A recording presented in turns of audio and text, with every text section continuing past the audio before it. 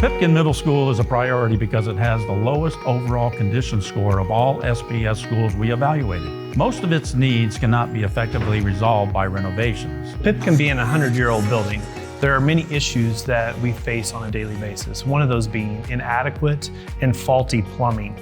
On rainy days, there are backup issues that we deal with that limit classroom availability because we have flooding that takes place. We have roughly 400 students that pass through our hallways on a daily basis.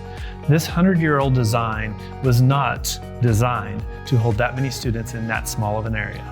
In our building, we are limited to 2 student bathrooms, one on the top floor, one on the basement. There is no student bathroom on our middle floor.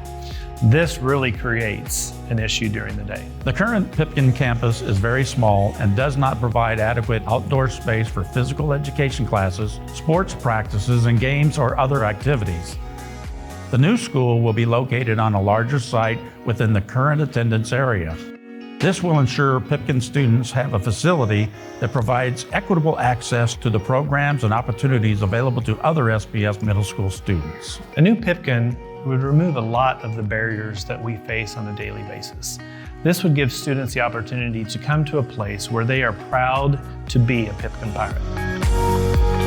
Remember to vote Tuesday, April 4th on Proposition S.